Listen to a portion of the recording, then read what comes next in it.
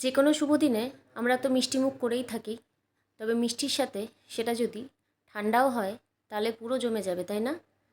সেই রকমই আজকে একটা রেসিপি থাকছে চিনি ছাড়া হেলদি এবং টেস্টি ঠান্ডা ঠান্ডা কুলফি। তার জন্য প্রথমে যেটা লাগছে 1 লিটার দুধ, ফুল ফ্যাট দুধ দিয়েছি এখানে আমি। কড়াইটা বসিয়ে এবার 1 লিটার দুধ কড়াইয়ের মধ্যে পুরোটা ঢেলে দেবো। দুধটা পুরো ঢালা হয়ে গেছে, এবার দুধটা ফুটতে থাকুক। অন্যদিকে যেটা লাগছে কিছুটা কাজু বাদাম বাটির মধ্যে আমি জলের মধ্যে ভিজিয়ে রেখে দেব। ততক্ষণ কাজুটা নরম হয়ে যাক। এদিকে আমার দুধটা খুব ভালো মতো ফুটে উঠেছে। এই সময় কিন্তু ভালো করে খুন্তিটা নেড়ে যেতে হবে, না হলে নিচে লেগে যেতে পারে।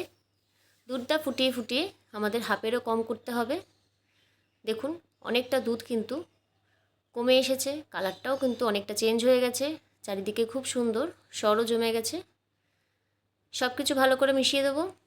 দুধটা দেখুন খুব সুন্দর একটা টেক্সচার এসে গেছে, অনেকটা দুধ কমে এসেছে। এই সময় একটু আমি এলাচের গুঁড়ো দিয়ে দিচ্ছি। কুলফিতে এলাচের গুঁড়ো কিন্তু খুব ভালো একটা ফ্লেভার দেয়। অন্যদিকে এবার যে কাজু বাদামটা ভিজিয়ে রেখেছিলাম সেটাকে এবার পেস্ট করে নেব। মিক্সির জারের মধ্যে দিয়ে দিয়ে খুব ভালো করে কাজু বাদামটাকে পেস্ট করে নিতে হবে। এই পেস্টটা এবার দুধটার মধ্যে দিয়ে দিচ্ছি। পুরো পেস্টটা দিয়ে ভালো করে আবার দুধটার সাথে নাড়িয়ে নেব। এরপরে কিন্তু ফ্লেমটাকে এবার অফ করে দেব।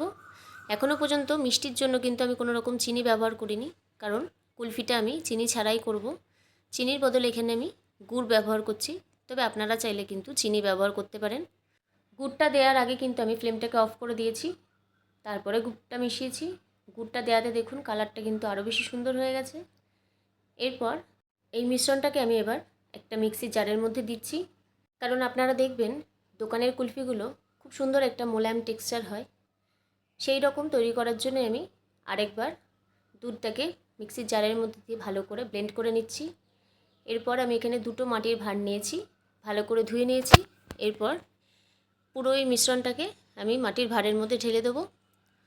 2টো ভাঁড়ের মধ্যেই সমান করে ঢেলে দেবো।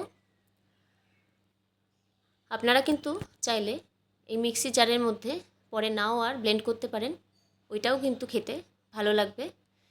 2টো ভাঁড়ের মধ্যে আমার ঢালা হয়ে গেছে। এরপর উপরে আমি একটু কাজু কিশমিশ ভালো করে গুঁড়ো করে নিয়েছি, সেইটাকে দেব। দেখুন যেহেতু বাড়িতে কুলফি তৈরি হচ্ছে, তাই আমার মেয়ে একটু বলল আমি তোমাকে সাহায্য করি। ও একটু গার্নিশিং করে দিচ্ছে কুলফিটাকে। উপরে কাজু বাদাম কিশমিশ আর আমন্ড দিয়ে ভালো করে দেওয়া হয়ে গেছে। এরপর ফয়েল পেপার দিয়ে আমি ভালো করে মুড়ে দেবো মুখটাকে। ভালো করে মুড়ে এরপর ডিপ ফ্রিজের মধ্যে আমি রেখে দেবো 4 থেকে 5 ঘন্টা। আপনারা যদি নর্মাল ফ্রিজে রাখেন তাহলে সারা রাত রেখে দিতে পারেন, খুব ভালো করে সেট হয়ে যাবে। তাহলেই রেখে দিচ্ছি।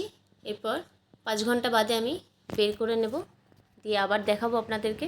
5 ঘন্টা পর বার করলাম, কুলফি পুরোপুরি সেট হয়ে গেছে। দেখুন কত সুন্দর দেখতে হয়েছে। ঠান্ডা ঠান্ডা কুলফি, সামনে নববর্ষ, সবাই মিলে এনজয় করুন। রেসিপিটি বাড়িতে বানান। ভালো লাগলে অবশ্যই লাইক শেয়ার এবং সাবস্ক্রাইব করে দেবেন। আর রিভিউটি অবশ্যই আমার মেয়ে দেবে কেমন হয়েছে। সবাইকে শুভ নববর্ষ, নমস্কার।